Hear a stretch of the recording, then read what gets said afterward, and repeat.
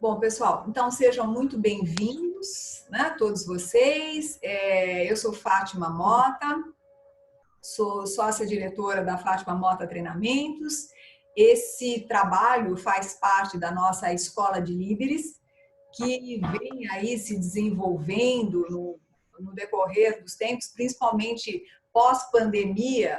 Nós tivemos aí um grande desenvolvimento, um grande movimento de produção de conteúdo e de trabalho para que a nossa vida ficasse cada vez mais tranquila, no sentido da gente poder lidar com tudo isso que a gente está passando enquanto líderes, né? De uma forma amena, né? Do jeito que dá. Então, todo esse processo iniciou com uma discussão que, assim, poxa, como é que a gente faz com essa pandemia? Como nós vamos lidar com essas coisas? Então, foi uma discussão inicial onde não tinha um palestrante convidado, não tinha uma pessoa convidada, porque era efetivamente uma roda de diálogo de líderes. E a conversa passava de um para o outro, e assim a gente ia construindo um raciocínio. Isso foi bem legal e foi interessante fazer esse movimento onde cada um ia colocando uma linha de pensamento. No entanto, nós vimos que chegou um momento que era importante nós trazermos um conhecimento de fora, alguém que pudesse, quer dizer, que não é bem de fora, é um conhecimento de dentro, porque as pessoas que fazem essa conversa são de dentro. A questão toda é que, assim, quando fica muito solto, às vezes a gente perde um pouco a própria qualidade, né, da discussão. Então, o que nós começamos a fazer foi trazer, né, alguém ou alguém do próprio grupo que possa colocar uma ideia, que possa colocar algum direcionamento de discussão e, a partir daí, a roda de diálogos continua, né? Então, é esse o objetivo. E para a noite de hoje, nós temos uma convidada super especial, que já é a segunda vez que está com a gente. A primeira vez foi um sucesso, todo mundo amou. E aí eu falei, Excel, não tem jeito, você precisa continuar vindo. Aí a Cel me prometeu que ela vem uma vez por mês para falar com a gente, então já está comprometida com a gente, né, Cel? Se não estava... É verdade. Se não estava, fiquei agora. Não, estou comprometida, sim. Acabou de se comprometer. Nossa, até o último fio. Ou foi comprometida. E a ideia é exatamente que a Cel possa trazer uma questão que é bastante séria hoje, que é essa questão de perdas, né? Que nós líderes estamos tendo e como é que a gente lida com essas perdas. Esse programa, olha, essa conversa, essa discussão fica gravada e depois ela vai para as mídias sociais. Então, ela vai para o YouTube, ela vai para o Facebook e qualquer um pode rever, né? Qualquer pessoa pode rever a gravação e mesmo se por acaso der algum problema e quiser a gravação para poder olhar com mais tranquilidade, me avisa que a gente disponibiliza, tá bom? Mas o objetivo é que a gente possa fazer uma reflexão importante, profunda, e que essa reflexão possa nos conduzir a um outro patamar de consciência, né? Poder levar um pouco aquilo que a gente pensa, aquilo que a gente sente. Ok? Então, apresento para vocês a Maria do Céu, uma pessoa fantástica, maravilhosa, que além de ser psicóloga, além de atender pessoas, além de ser professora, escritora e, além de tudo isso, é uma pintora fantástica. Então, ela tem de tudo um pouco, né, para ajudar a gente nessa reflexão. Céu, contigo agora. Tá. Bom, na última vez que eu estive aqui com vocês, eu lembro que eu falei sobre a era do vazio, não é? O quanto a gente estava convivendo com esse oco, né? Esse vazio existencial. Eu falei para vocês também sobre a era do cansaço, não é? O quanto socam coisas na nossa cabeça que nós não temos nem condições de dar conta, não é? Que é uma expectativa muito elevada. Então, eu me disponibilizei a falar, atendi o convite lindo da Fátima de estar com vocês, porque ela me permitiu falar com o coração. e falar com humildade. Vocês sabem que a palavra humildade vem de humus, que significa terra, não é? E a terra é generosa, ela é humilde, porque ela acolhe tudo que a gente joga sobre ela. E no devido tempo, se você jogou sementes, não é, tratadas, etc., ela lhe devolve. Pode ser em forma de frutos, pode ser em forma de flores, não é? Tem gente que nasceu para ser fruteira, tem gente que nasceu para ser um vaso, não é? Então, a minha disposição hoje é falar com vocês a respeito de um tema que tem circundado muito a nossa existência, que é o tema da perda. Esse é um grande desafio. Eu tenho alguns autores de preferência, de paixão, que esbarram nesse tema. A perda, ela pode ser tangível ou intangível. Tangível é essa que nós estamos vendo, não é? Mais de 100 mil. São tangíveis, são mortes concretas, são perdas reais, concretas. Por trás do número tem gente, tem família, tem ser humano que ficou lesado e daí para mais. E existem as perdas que são intangíveis. As tangíveis a gente vê com esses olhos. As intangíveis a gente vê de outra maneira. A gente também sente sem poder apalpar, sem tocar. É evidente que nós estamos vivendo um período em que essas mortes tangíveis estão sendo super lesadas, porque não existe ritual de despedida. Nós somos obrigados a nos despedir de uma maneira bruta, não é? E o ser humano necessita de um ritual para dizer adeus, não é? Agora, existe uma autora chamada Judith Viorst, que ela fala que a perda representa o item que acompanha a nossa vida desde que nós nascemos. Nós já nascemos perdendo. A gente nasce perdendo o Éden, o útero da mãe, que é um lugar de primazia, um lugar perfeito, não é? E é o único lugar e o único momento da nossa existência que nós vamos formar 2 em 1. Depois disso, são metáforas de 2 em 1, mas visceralmente 2 formando 1 é só nessa época. E ela diz com muita beleza e com muita profundidade que a gente começa a aprender nesse momento da vida como é dolorido ser um ser à parte, estar do lado de fora, ter que assumir pouco a pouco a rotina de uma vida que ela começa você sendo mártir, não é? Você começa sendo órfão, depois você vira mártir, depois você tem que ser herói e daí para frente.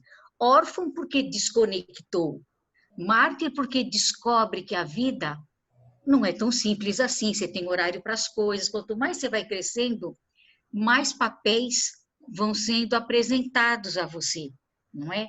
E daí para mais. Então, ela afirma que a perda, saber lidar com as perdas, vai mapear a qualidade da sua vida. Se eu sei lidar com as perdas, e eu vou aprendendo isso aos poucos, ou não, não é? Se eu vou aprendendo a lidar com isso, eu vou aprendendo a me situar também nesse mundo que é tão volátil, que é efêmero. E mais do que nunca, a gente está vendo essa delicadeza do mundo, ou seja, um acontecimento dessa monta atravessa o nosso cotidiano e tira a gente das nossas previsões, dos nossos projetos, dos nossos planos A. Né? Nós temos que elaborar com uma certa ligeireza plano B, plano C e daí para frente. Quando a gente pensa em perdas, né, a gente pensa no líder, um funcionário, por exemplo, que se vai por conta da Covid, quando os outros chegam, não foi só aquele que foi o sentimento dos amigos todos que estão ali presentes, etc, etc. Há um autor chamado Harold Kirchner, ele é um judeu, rabino norte-americano. da linha até mais conservadora, mas ele não é ortodoxo, daquele que segue 613 crenças e regras e dogmas da tradição judaica e etc. Ele é um rabino e quando o filho dele estava com 2 aninhos de idade, esse Harold descobriu que o filho era portador de uma doença muito rara e essa doença rara iria levar inevitavelmente esse filho dele. E, de fato, esse menino morreu aos 12 anos com a aparência de um senhor de 65 em média. O Harold, ele foi tomado pelo tema perda precoce, portanto, de uma maneira avassaladora, não é? E ele escreveu um livro que eu aconselho quem não conhece, ele escreveu um livro chamado Quando Coisas Ruins Acontecem a Pessoas Boas. O livro não é porque acontecem coisas ruins a pessoas boas, é quando acontece coisas ruins a pessoas boas. E ele, nesse livro, eu acho bem interessante usá-lo como uma ilustração para o tema de hoje. Ele coloca o seguinte, que quando esse vento úmido, que foi trazendo bolor dentro da alma dele, entrou na vida dele, a primeira coisa que aconteceu foram que as convicções dele começaram a ficar muito mexidas.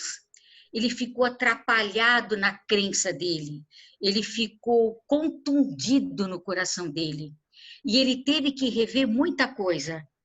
E ele disse, isso tem que acontecer passo a passo, não dá para eu tentar reorganizar essas coisas a toque de caixa.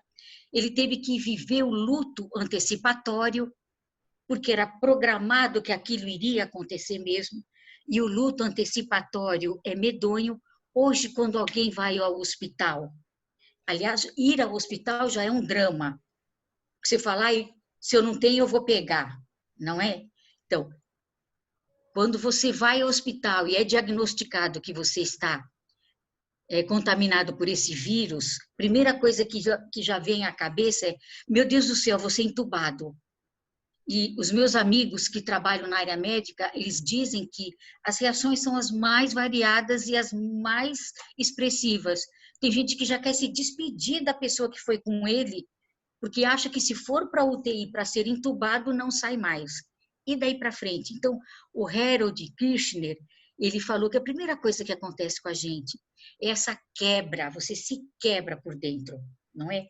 Há um autor, mas depois ele diz que as coisas vão se reorganizando muito devagar e de uma maneira muito sofrida, que é bom o ser humano não escapulir da condição humana dele, porque existe, quando eu falo a era do cansaço, é porque existe, pessoal, no meio, uma expectativa de desempenho da gente que é exacerbada, que a gente não dá conta.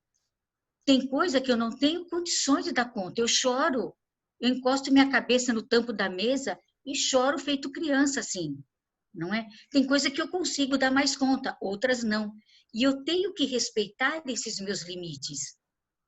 Existem temas para os quais eu não sou uma pessoa tão habilitada assim, porque eu tenho marcas no coração, como vocês também têm.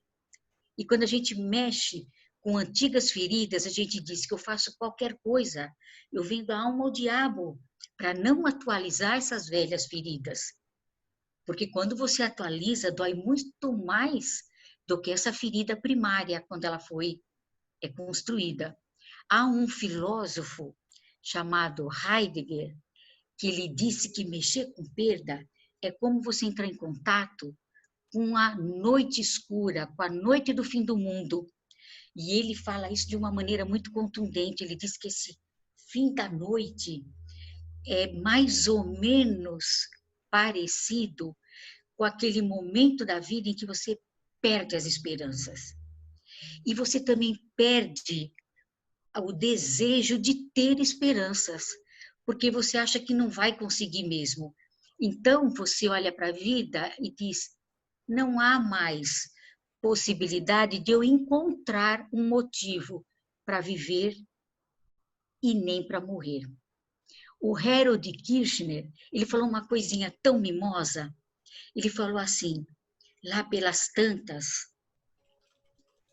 eu olhei para o lado de fora do quarto e eu lembrei de um salmo. Né? Ele sendo judeu, ele tem um profundo conhecimento sobre os salmos.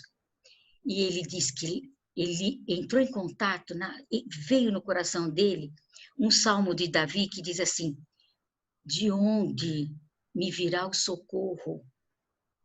Foi uma experiência que Davi teve, em que ele estava todo sendo perseguido, não é? Ele estava numa situação desesperadora e ele olha para as montanhas e diz assim, olho para os montes, de onde me virá o socorro? E ele termina dizendo, o meu socorro virá de Deus que fez o céu e a terra. Aí eu fui pesquisar o que significava vem dos montes. E naquela época, os montes representavam deuses pagãos, deuses variados, era uma folia de deuses que eles representavam atrás das montanhas. E o Harold diz, de onde me virá o socorro? E ele diz, o meu socorro virá de Deus, do Senhor que fez o céu e a terra. Aí ele vai destrinchando o livro, é um livro judaico, lindo, ele vai destrinchando e dizendo, o meu socorro vem da minha fé. Quando você, e essa fé é uma fé definida para ele, no caso dele, uma fé super definida, né? Quando o Harold vai falando sobre as perdas, ele vai dizendo, um dia de cada vez, cauterizando um pedacinho de cada vez, e aprendendo a me despedir, e aprendendo também a não me debater com perguntas para as quais eu não tenho resposta. Por isso que o livro dele não é por que coisas ruins acontecem, porque coisas ruins acontecem a pessoas boas, simplesmente acontecem, não é? Ele diz também, uma coisa também interessante, que quando você está nesse turbilhão de experiências doloridas, você às vezes é visitado por um tipo de ajuda que enterra você de vez, não é? Como aquele tipo de ajuda que vem com certos pragmatismos, não é? Algumas relações causais que você fala, nossa, que essa pessoa falou agora, se eu não sair correndo, eu dou um solavanco nela. Do tipo assim, quem planta o bem, colhe o bem e ponto. Então o filho dele plantou o mal. Ou coisas boas sempre acontecem a pessoas boas. Ou isso foi coisa que Deus quis. Nossa, olha, é um Deus que, sinceramente, eu quero uma distância absurda dele. Porque é um Deus rancoroso, né? Eticamente comprometido, quase tirano. Um Deus que combina com o holocausto, digamos assim. Quero deixar claro para vocês que eu não sou judia. Nada contra os judeus. Eu fui para Israel fazer um curso de psicoteologia, não sou islâmica, não sou judia. Então, o meu curso, ele esteve vinculado ao cristianismo, porque só existem 3 religiões universais monoteístas, só para explicar para vocês. E tem tanta coisa judia aqui no meu cenário, que as pessoas às vezes acham que eu sou. Bom, e aí esse Harold Kirchner, ele falou assim, nos momentos de mais apuro, e aí a gente vai entrando na circunstância da perda, esse é um assunto tão cavernoso, não é? Que a gente às vezes implode no meio disso e perde um pouco o rumo. O que tem acontecido? Nós temos vivido perdas que são super concretas, como essa que o Harold viveu, ele perdeu o filho dele, não é? Existem perdas que são lá dentro, são perdas doloridas. O ser humano, ele foi programado para conviver bem com previsibilidade, com coisas que ele possa entender. O ser humano, ele foi programado para conviver com coisas que façam sentido. Nós buscamos sentido, até o sentido que é ruim, mas que tem anexo. Então, por exemplo, se você foi educado numa casa que você ouviu muito sei lá, sua mãe ou seu pai dizer: nossa, mas você tem um temperamento que vou te contar, olha, você não desanda na vida amorosa de jeito nenhum, que é casquinha de ferida. E você escuta isso, você tem duas alternativas.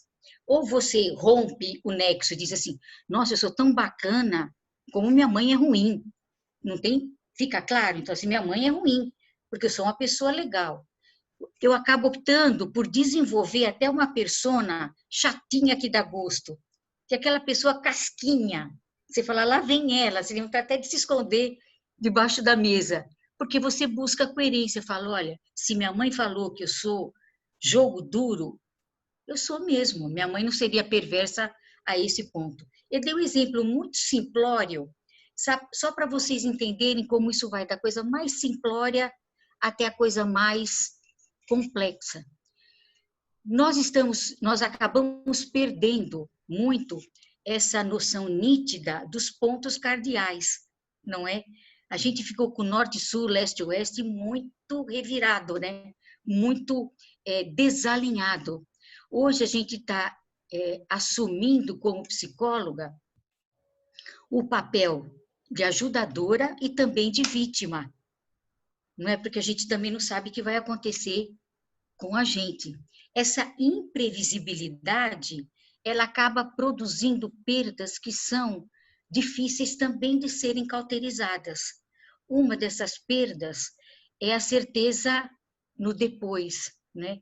Quando a gente fala de pandemia, nós vamos enfrentar uma epidemia dentro da pandemia. Por exemplo, a epidemia virtual, porque de tanto a gente lidar com o mundo virtualmente, olha, eu acho que vai chegar uma hora que aparece alguém na tela e se fala, sai demônio, brincando, porque você já está entalada, não é? Há uma coisa que é insubstituível, que é o afago, né? O contato humano. Viktor Frankl, que é o papa, né, da logoterapia, ele atravessou 4 campos de concentração nazista. E ele criou a logosofia, que é uma abordagem terapêutica bárbara que busca o sentido da vida. Outra coisa que quem estuda perdas diz é que é muito fácil a gente lascar, trincar, embolorar o sentido da vida diante da circunstância da perda. E é verdade, sim. Quem já perdeu um ente querido, perdeu uma circunstância que era muito importante para si, pode dizer isso com muita clareza. Eu recebi ontem uma nota de uma amiga minha aqui, de São Caetano, que ela é médica, e ela tinha uma cachorrinha que era muito preciosa para ela. E ela tinha essa cachorrinha há 16 anos. E essa cachorrinha desempenhou um papel muito importante na vida dela, principalmente quando a mãe dela faleceu. Essa cachorrinha faleceu. A narrativa dela no Facebook foi de doer o coração. Ela chorava, lamentava e pedia desculpas por estar chorando por um bichinho de estimação, não é? Eu escrevi para ela falando que você tem todo o direito de estar chorando por um querido, por uma querida, não é? Os nossos valores, eles vão ficando completamente de ponta cabeça. A nossa pirâmide, ela vai ficando torcida, como a gente diz, parece que fizeram um corte na transversal, não é?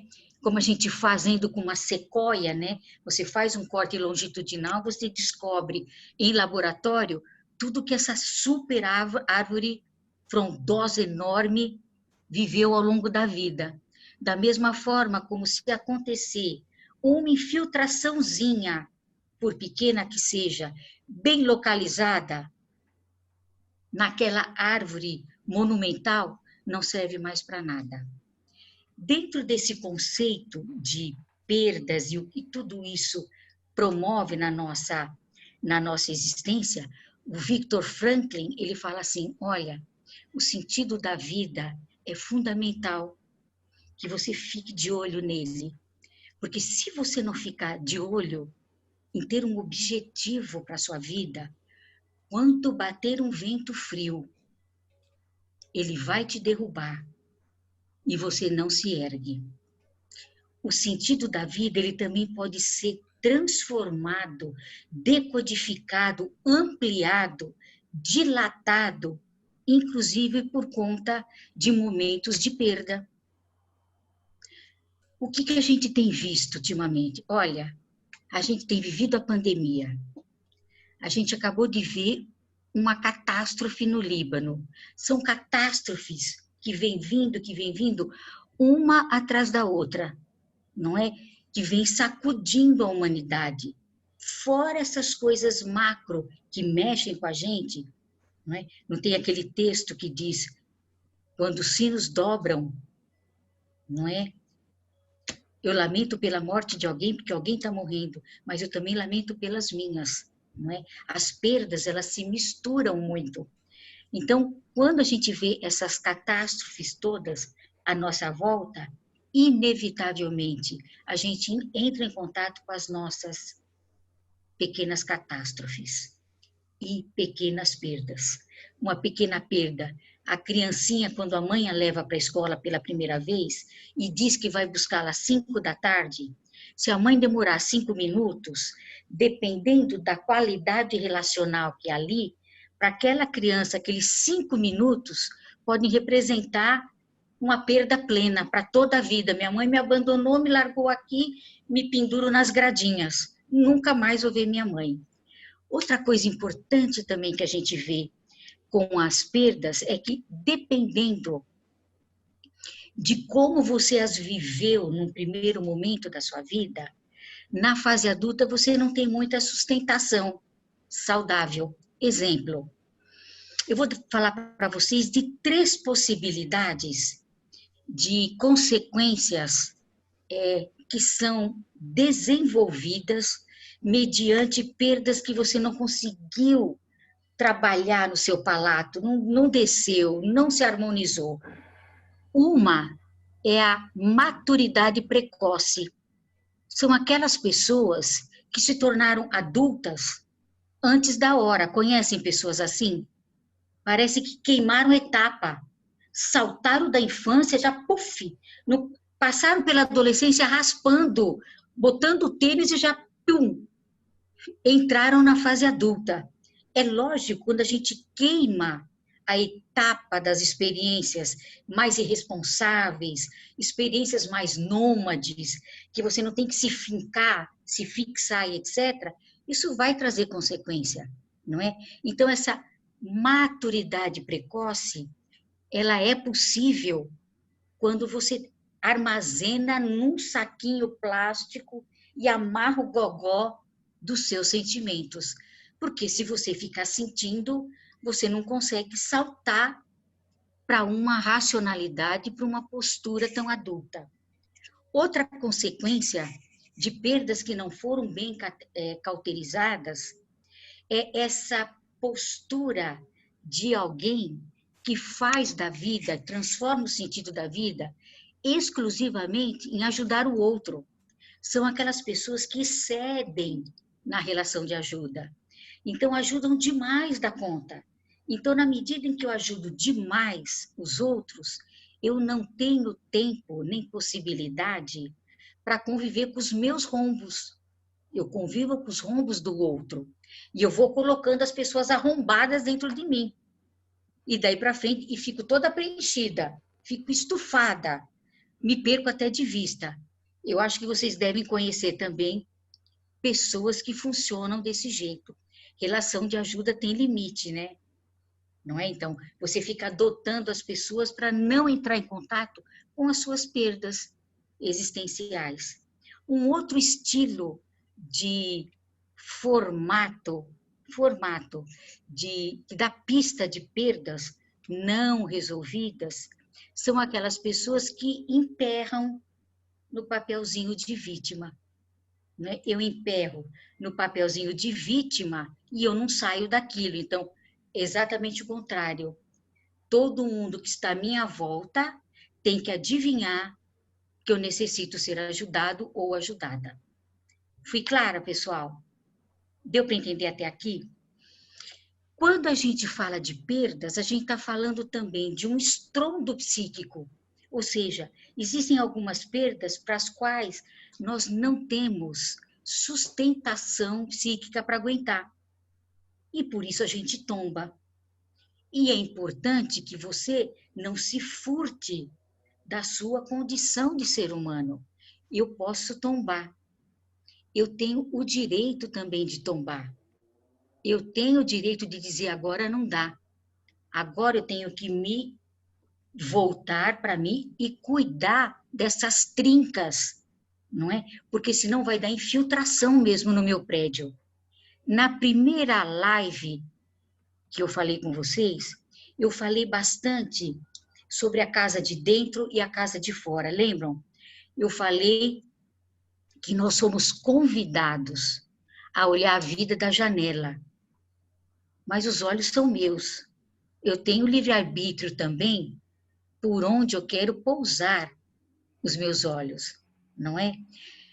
Se eu quero exatamente vincular os meus olhos sobre a quina que me retira a esperança, ou se eu quero botar os meus olhos sobre a quina que eu quero ter esperança.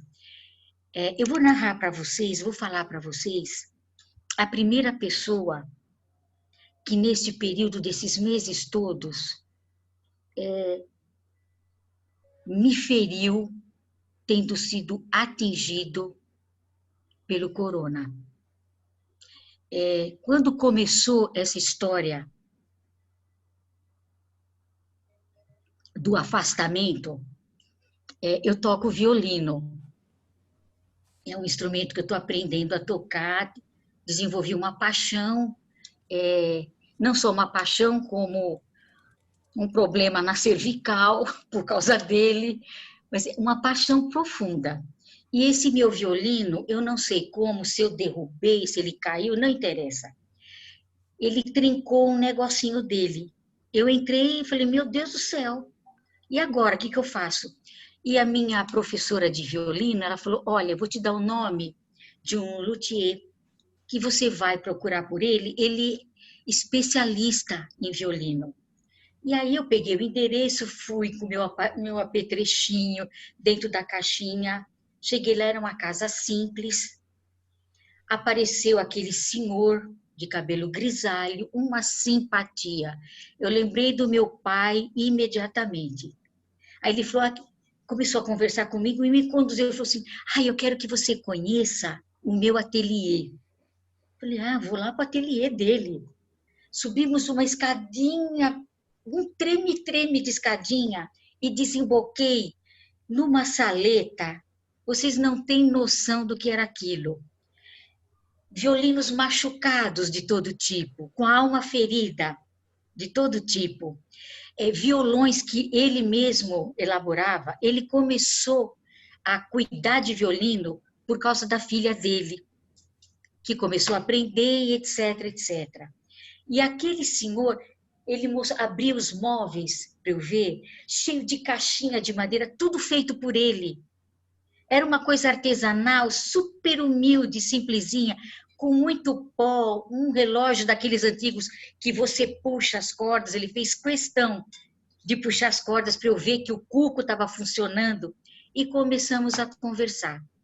Ele me falou que ele estava fazendo um curso para fazer o arco do violino, quantas horas se gastava para fazer um arco, quantos dias. Bom, só para vocês terem uma ideia, aquilo tocou o meu coração de um tanto que aquele homem, ele narrou a história de vida dele, que a esposa dele, quando tinha 30 anos, sofreu um acidente de carro com ele, ficou paralítica, ele tinha 65 anos, até aquele momento, aquela esposa dele era a menina dos olhos dele. Ele contou quilos de experiências dele. Conclusão, eu me senti ali, sentadinha num tamborete, feito por ele, puxando aquelas caixinhas que lembravam meu pai, porque meu pai fazia sapatos artesanais. Então, o ateliêzinho do meu pai também era todo feito por ele. Então, na hora que eu puxei aquela gaveta, que vi preguinhos e parafusinhos e coisinhas, eu falei, nossa, por isso que eu estou reeditando meu pai. Eu fiquei tão emocionada que eu convidei uma amiga que entende bastante de vídeo, essas coisas. Eu falei para ele, eu posso voltar aqui para fotografar? Ele falou, venha. Conclusão, eu voltei, levei uma amiga, nós filmamos, tiramos fotografia. Ele começou a tocar violão para mim, tocando. A primeira música que ele tocou foi música do Demétrios, o ritmo dos pingos, uma coisa assim. E eu cantando como se eu fosse íntima daquele cenário.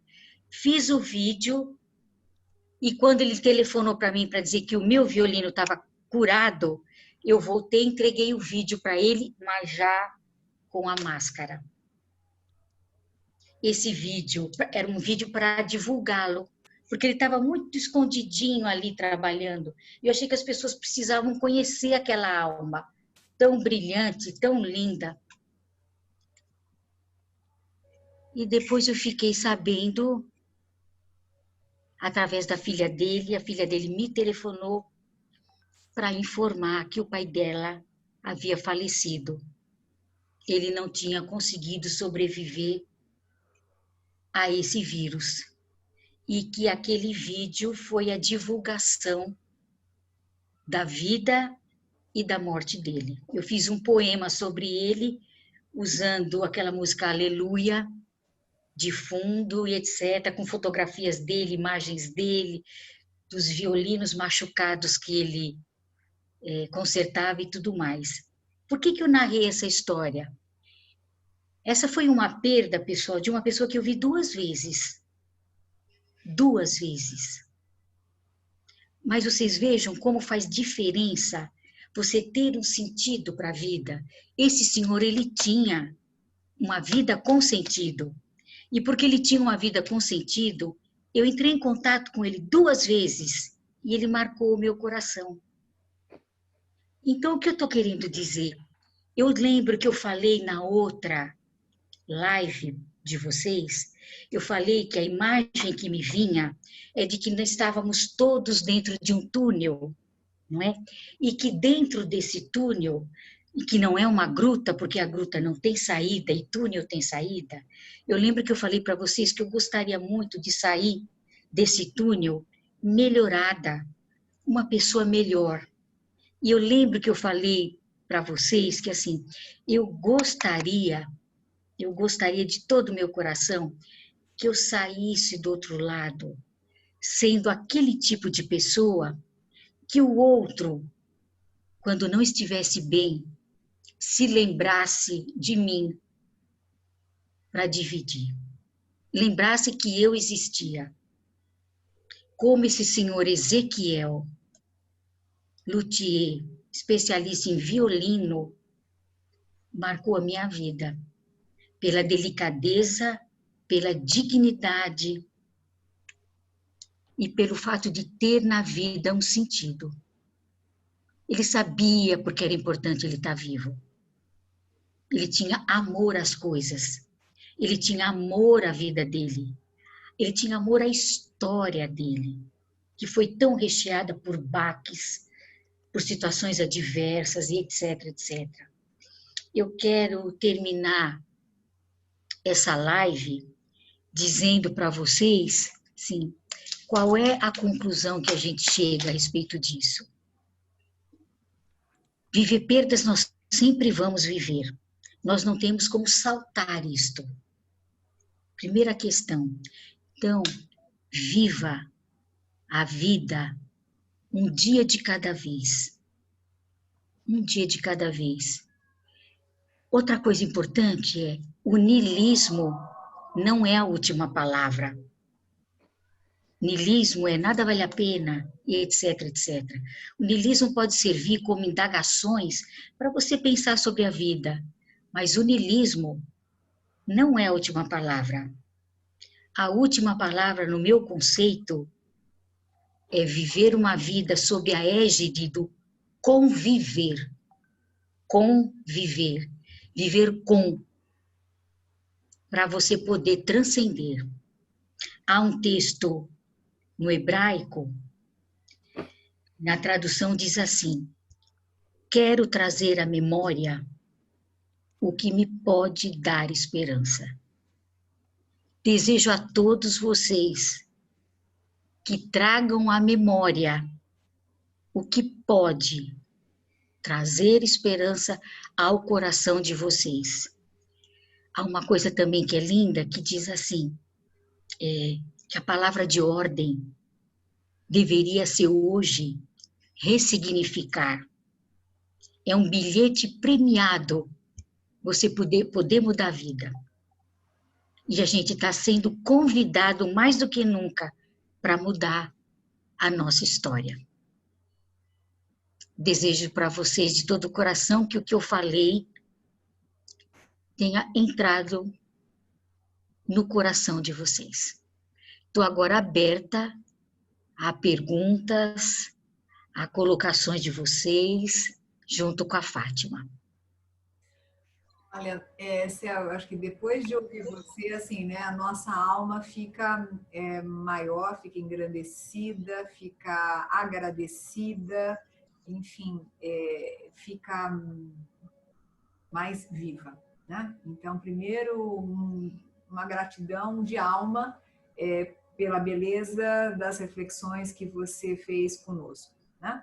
E eu vou deixar em aberto agora para que vocês possam fazer comentários, etc., porque eu acho que esse tema mexe muito com a gente, né? Acho que crescer é saber lidar com as nossas perdas. E não é fácil crescer, porque desde a tesourinha que a gente perde de pequenininho, né? Até né, o gatinho, o primeiro gatinho que você perde, o primeiro passarinho que você perde, até até... E a Tatiane estava dizendo que foi muito dolorido quando ela perdeu o pai, porque a gente ficou aqui conversando ao mesmo tempo que você falava, né? Eu falei o quanto foi dolorido perder minha mãe, e não só essas perdas, mas também perda de emprego, né? Perda de saúde, perda de uma série de coisas que vão acontecendo na vida da gente. E para os líderes, isso acontece e muitas vezes a gente tem que fazer de conta que está tudo certo, né? Tem que perder e ficar de pé, o que não é fácil, porque nós somos gente. Então, eu queria deixar agora aberto para que vocês pudessem conversar com o Marcelo.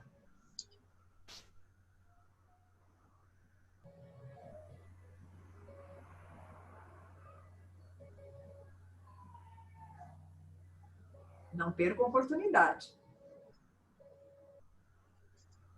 O tema perda é um tema que acompanha a história da humanidade, né? Por isso que existe, assim, quando você estuda antropologia religiosa, você encontra desde os primórdios da cultura a movimentação do ser humano na direção do religar-se com o sagrado, não é? Que, por exemplo, foi Viktor Frankl que criou a terminologia luminoso.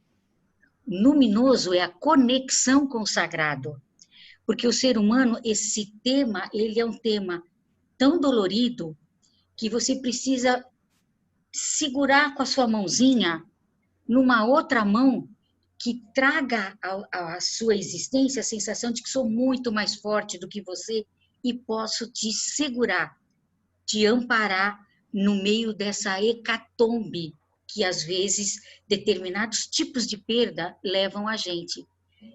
E esse tema, ele é tão complexo, e você vê isso na antropologia religiosa, que desde os primórdios da cultura, desde as maneiras mais simplórias, mais maluquinhas, até as formas mais loucas que a gente encontra hoje.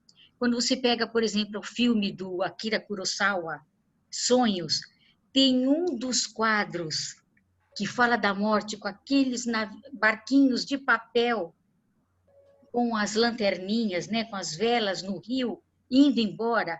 Aquilo é de uma grandeza absoluta. O Jung, ele fala que a gente também tem ele também fala que a gente tem que aprender a conviver com esse assunto, independente das catástrofes, porque o nosso crescimento se dá pelo jogo de contrários. Eu valorizo a luz porque existe o escuro. Eu valorizo a vida porque existe a morte. Não é? Na psicoteologia, a gente diz que o grande temor e a grande esperança do ser humano é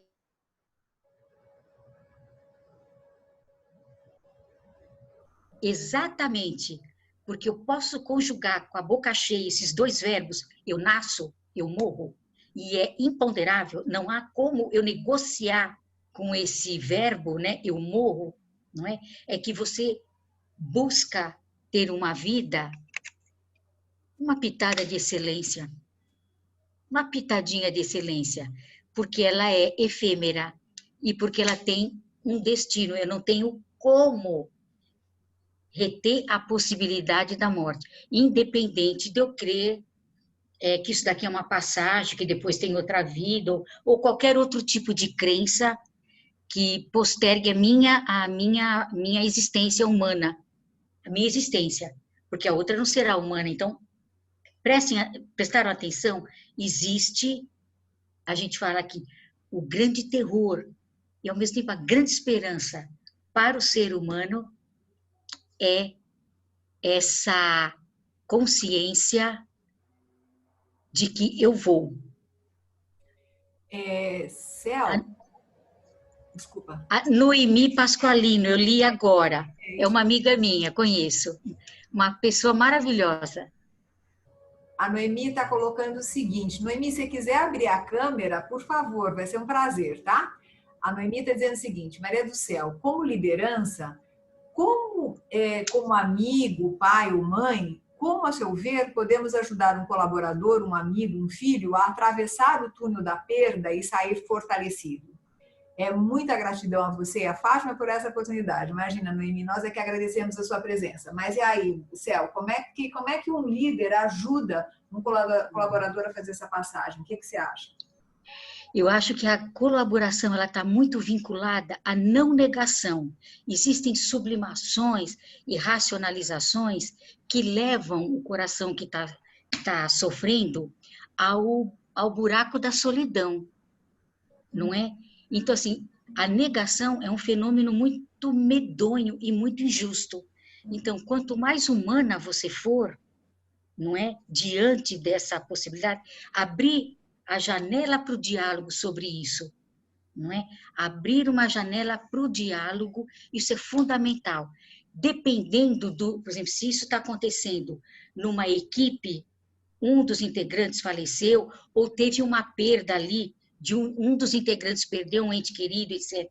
E isso estilhaçou, eu acho que estabelecer um mini projeto de convivência ali, de conversa. Como a gente tem aqui essa roda de conversa, estabelecer um programa especial para isso. Porque, como eu falei no início da fala de hoje, quando você perde uma pessoa, não é? Essa perde, ela se esparrama. E daí para frente. Quando a gente fala assim da perda, por exemplo, por suicídio, tem gente que está ficando tão enlouquecida que está antecipando. A perda, por exemplo, por suicídio é pior ainda, porque ela carrega dentro de si o preconceito. Para vocês terem uma ideia, uma perda por suicídio afeta por baixo 8 pessoas, brutalmente. 8 a 10 pessoas. Espero ter conseguido responder para a Noemi. É um trabalho delicadíssimo. Sabe, Céu, o que você está falando é tão importante, delicado e tão fundamental, que é por isso que essa roda de líderes existe, inclusive. Porque você não fala disso nas empresas, né? Então, é mais ou menos assim, você teve uma perda, tá? O que nós vamos fazer para resolver isso? Então, nós vamos pagar não sei o quê, vamos ajudar a pessoa, mas isso não é falado. Aliás, não se fala sobre perdas numa empresa de uma forma aberta, de uma forma translúcida, de uma forma, mais do que translúcida, transparente, né? De uma forma que as pessoas possam se colocar e falar das suas dores. E esse momento, mesmo que não haja uma perda deste gênero, né, de perda mesmo, Sim, né, tem física. várias perdas, né? Tem a perda, assim, perda de contato humano, né? Poxa, eu não consigo mais beijar ninguém, eu não consigo mais abraçar ninguém, mas como é que é isso, né? Ainda bem que eu tenho gato, né? Pois é, porque é complicado, você não tem mais contato, você não consegue tomar um café sossegado, você, enfim, existem perdas, que são perdas que as pessoas podem achar que são banais, mas não são. Que uma coisa pode ficar um mês assim, depois 2 meses, 3 meses, 4 meses. Fora isso, eu estava até comentando, perda do teu espaço de trabalho. Aí você chega em casa, onde você tem que trabalhar? Aí você tem que brigar com o teu filho, porque você tem que repartir, né? Então, tem gente que trabalha no closet. Imagina, né? Tem gente que está trabalhando no quarto do filho, aí o filho fica passando atrás o tempo todo. Enfim, tem perdas de liberdade, perdas de paz, tem vários tipos de perdas, né, que estão acontecendo e que não se pode conversar, ou seja, se fala, mas não, tá tudo bem, né? Só que agora o que está acontecendo é que a produtividade das pessoas está caindo, porque no começo foi o rerê, né? Agora a gente está começando a ter que lidar com essas perdas de outro jeito, então é complicado. Deixa eu só fazer uma colocação, Fátima, acrescentando a isso. Há uma afirmação do Heidegger, que ele fala o seguinte, que essa coisa, né, de você voltar tudo para dentro de você, assim, eu sou capaz disso, eu sou capaz daquilo, vamos dizer numa linguagem mais popular, esse existencialismo exagerado, esse positivismo exagerado que o mundo acabou implementando no pós-iluminismo na nossa vida, ele trouxe consequências lascadas, porque assim, se eu coloco em mim todo o talento para saltar, para resolver, etc., eu invalido o mundo de fora, a delícia das cachoeiras, a delícia da natureza, isso é o mundo de fora. Eu invalido o mundo do outro, o abraço, o beijo, o gostoso, o café com um amigo, o fim da tarde, etc., e também invalido a existência do sagrado. Ponto. Que lindo, que lindo, que lindo. O Marcelo está dizendo o seguinte: o que eu percebo que o desafio é acreditar, o que eu percebo é que o desafio é. Aliás, eu não sei por que vocês estão escrevendo e não falam, né? Vocês querem que eu leia. Tá bom, vamos lá. Deixa eu voltar aqui. Se alguém escreveu, eu me perdi agora. O que eu percebo é que o desafio é acreditar que as coisas parecem que só acontecem com a gente, né? Isso aí. Isso. Só acontecem com a gente. Precisamos de encontros como esse para lembrar que todos temos nossas perdas e desafios. Acho que esse é um ponto, Marcelo. Isso. Exatamente. A Ruth está dizendo assim, quando você começou a falar em perdas, eu não pensei, num primeiro momento, em perda de pessoas, mas em perda de fantasias, de sonhos também, né, Ruth? Sim. Que, aliás, o processo de crescimento é exatamente quando você perde todas as tuas fantasias. Eu não sei se a gente tem que perder sonho, mas fantasia você vai perder. Então, não tem jeito, né? Olha, de teste para todos, eu queria saber quem é o teste, mas tudo bem. Vamos lá. A perda não pode desaguar no binômio indiferença-culpa? Perdi um pai que foi ausente em toda a minha vida e não me sinto enlutado. Ao mesmo tempo, me sinto culpado por não estar de luto. Poxa, esse você tem que falar, com certeza. Só vou ler também da Noemi e depois aí eu passo, porque eu acho que essa é uma análise importante mesmo, né? Porque tem pai, tem mãe, né? Que a gente realmente perde e fala vai e vai, né? E às vezes a gente se sente culpado por não. Isso é muito interessante que você trouxe. Falando em suicídio, a Noemi está falando, esse número aumenta a cada dia, principalmente entre jovens, perderam a ilusão. E qualquer um de nós pode perceber algumas situações iminentes. Como podemos ajudar um jovem, por exemplo, ainda imaturo, a não concretizar essa tendência? Como podemos ajudá-lo a criar fatores de proteção? Contigo, Céu. A pergunta anterior. você não desenvolve ou não se flagra com esse sentimento, que não é o mais comum com relação à perda de um pai e de uma mãe, a troco de nada. Existe uma história que justifica isso. E essa história que justifica isso, ela precisa ser reintroduzida nos próximos capítulos. Porque isso precisa ser revisado num tratamento psicológico, sim. Numa assessoria, não no tratamento. Numa assessoria psicológica, porque senão você corre o risco de, na sua biografia, lá, naqueles capítulos mais marcantes que você teve com o pai que faleceu, ou com a mãe que faleceu, você põe um clipes naquilo. E aquilo se torna um troço grosso na sua biografia, que você tem que estar sempre pulando para não esbarrar.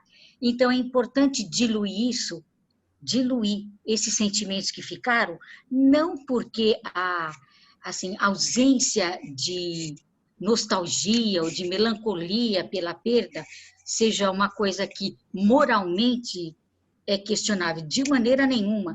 Não dá para a gente estabelecer juízo de valor em cima de sentimento. O sentimento ele se justifica por uma história também, né? E por uma dinâmica que foi formatada dentro de você. Mas é importante que você busque ficar cada vez mais leve, porque a culpa também não é um sentimento interessante para quem quer voar. A culpa, ela faz com que você pegue a sua mala, que não tem roda, e está cheio de tranqueira, e você desenvolve o hábito de sair arrastando, mas uma hora você para na frente de uma escada. Aí fica mais difícil. Então é melhor diluir, não é? Eu diria assim que o perdão é um sentimento bárbaro para fora e ele é fundamental para dentro. O auto-perdão. Com relação ao que a Noemi perguntou sobre o suicídio ele tem aumentado de uma maneira absurda, principalmente entre os jovens, porque a resistência à decepção, ela cada vez está menor, não é? Então, o nível de suportação para a frustração tem diminuído. E como a vida ela está com sentido muito volátil, porque hoje o que rege, por exemplo, o mundo afetivo, é a ideia de que é melhor não ter do que ter e perder, as pessoas elas estão muito vazias, não é? A Judith Viorst, ela fala o seguinte, que o ser humano, ele precisa sempre, desde que nasce até o último fio de vida, ele necessita de carinho e de ser protegido.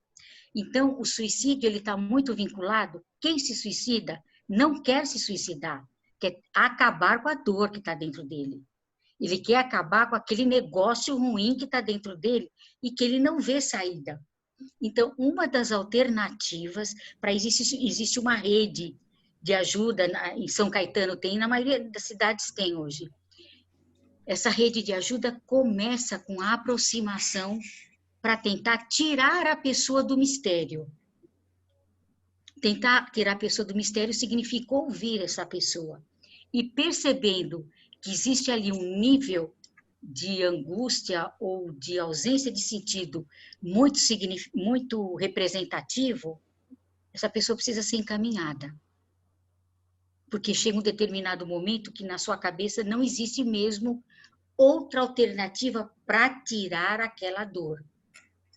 A pesquisa revela que o suicida ele não quer morrer, ele quer tirar aquele absurdo desconforto que o acompanha. Quando a gente vê naquela semana de combate ao suicídio e tudo mais, é uma semana importantíssima, importantíssima. Tem gente que faz questionamentos com relação ao CVV. É uma alternativa muito interessante, o CVV, porque é a primeira porta que a pessoa liga, né, o Centro de Valorização da Vida, que a pessoa liga quando está naquele momento que fala, não estou me aguentando. E às vezes por ter alguém que ouça, né, que consiga te ouvir, sem crítica, já ajuda um bom pedacinho para você vir a se abrir com uma pessoa da família. Porque é vergonhoso querer morrer.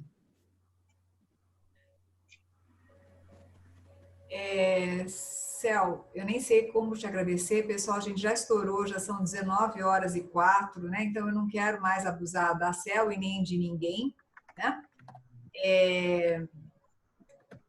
Eu coloquei aqui que, para mim, dói na alma essa frase que você falou, né? É melhor não ter do que ter e perder. É horrível. Nossa, isso doeu assim, É sempre horrível. foi direta, né? E aí o Edu falou, impacta sempre. Aí eu perguntei, isso impacta vocês? Né? E aí ele falou, impacta sempre. Creio que hoje muitas pessoas estão nessa frequência de se afastar ao ter que sofrer. Que nós não sejamos essas pessoas. Eu acho que é só isso que fica para mim, assim, nós não sejamos essas pessoas, porque acho que a vida cobra, né? Quando a gente se afasta de uma possibilidade de ter, seja lá o que for, né? Para não, pela possibilidade de sofrer. Fátima, eu posso Deve. ler, porque eu acho que a gente, quando fala de coisas que são áridas, mesmo a gente lembrando que o niilismo, guarde na alma, o niilismo não é a última palavra, é importante a gente rechear, como a Fátima falou, você pode perder os sonhos, mas não as fantasias. Aliás, o contrário, você pode perder as fantasias, mas não os sonhos. Vamos terminar com um poema. Acho que um poema cai bem, não cai? Num tema tão árido. Bom, eu acho que sim, mas eu queria também, Céu, que depois você desse o seu contato, ou que a Aline pudesse escrever, porque eu acho que tem muita gente que gostaria de conversar com você, né? E a Céu, ela, além de ser escritora e ter livros fantásticos, e ser pintora, ter quadros fantásticos, é uma psicóloga fantástica para quem está precisando também de um apoio e dá cursos muito legais. Então, eu acho que é legal vocês manterem... Claro que entrando em contato comigo sempre vai ser essa ponte, né? Mas também, se vocês quiserem entrar em contato direto, eu acho que assim, é uma pessoa deliciosa, né? Com certeza você não precisa falar. Mas vamos ouvi-la, Céu. Alguns, os do coração, eles sabem muito bem que eu gostaria de saber escrever como as crianças sentem, que eu me porto mal demais diante do abandono e do medo, que o único lugar de nítida definição que eu trago é este que me apresenta como uma discreta e legítima expressão do infinito, e que pelos vãos da desrazão experimento a inefável alegria de não mais dominar a vida pelo medo de perdê-la. Um pouco de leveza, né, pessoal? Ela falou de cursos, eu acabei, ontem terminou um curso que eu dei online, chamado A Interioridade Revisitada pela Delicadeza.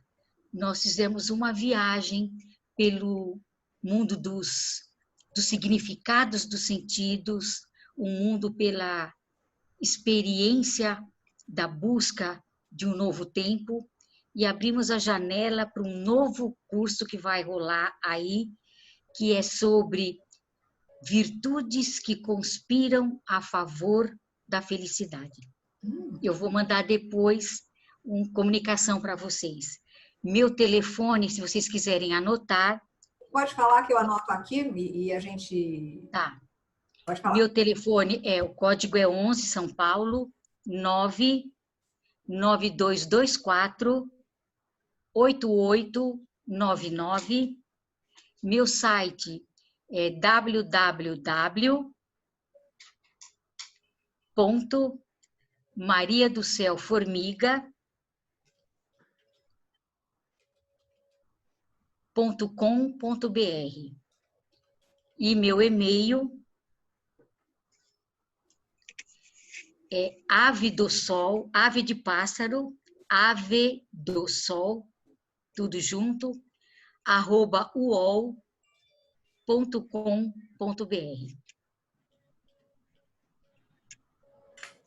Muito bom, muito obrigada. Grande abraço a vocês. Muito Obrigado, Fátima. Eu que agradeço, foi fantástico.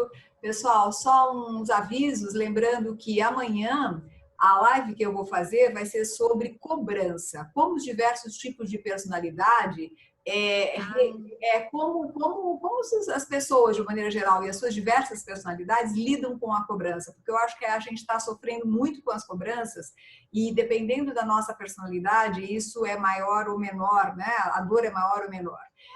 Só que aí não vai ser pelo Zoom, vai ser pelo Facebook, vai ser pelo YouTube também, tá? Vai ser Facebook e YouTube. Então, e Instagram. Facebook, Instagram e YouTube amanhã às 6 horas. E no sábado eu tenho um curso de introdução ao Enneagrama, que é bem legal se vocês quiserem fazer. Isso é muito, muito, muito importante e realmente eu estou precisando que vocês me ajudem passando para pessoas, porque a gente está assim na iminência de fazer ou não, porque eu não estou com quórum suficiente. Então eu estou pedindo ajuda para vocês, se vocês puderem me ajudar, tá bom? Gente, um grande beijo a todos vocês e estejam com a gente todas as quintas-feiras, espalhem essa ideia da roda de líderes, porque é um jeito da gente ajudar as pessoas a serem mais saudáveis, tá bom? Vocês gostaram? Algum feedback para a Cel? Eu estou vendo aqui, obrigada, muito bom escutar vocês, enfim, tem um bando de coisa bonita aqui. Ó, eu já era seu fã, apesar de ter te ouvido uma vez, agora sou muito mais seu fã. Queria te agradecer de novo. É sempre uma bênção ouvir você. Agradecer a Fátima por poder proporcionar. Acho que hoje não tinha espaço para a gente falar nada, porque realmente você deu um banho aí, banhou as nossas almas. Obrigado de novo. É sempre muito bom te ouvir. Tá, um abraço, viu? Gente, beijo no coração e até breve. Até. Tá? Até. Tchau. Tchau. Gente, peraí, deixa eu fazer um print screen da tela que eu não fiz. Dá um alô, porque eu não fiz, esqueci. Olha lá o sorriso lindo. Tá bom. Ai, peraí, que tinha gente de fora, peraí. Opa! Olha lá que tinha gente de fora.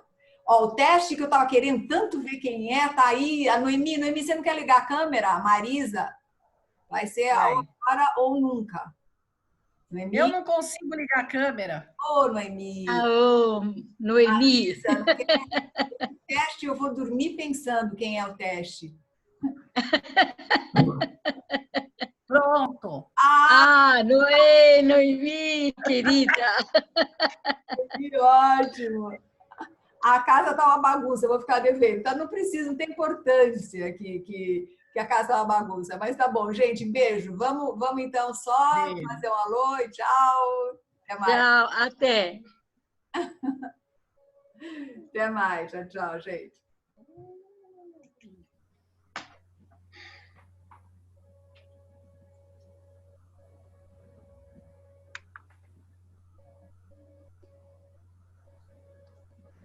Muito bom, viu, Cel? Bom. Nossa, amei. Deixa eu só parar a gravação, que eu ainda estou gravando aqui. Obrigada para todos que assistirão, né? E vão ver essa beleza aqui da Cel.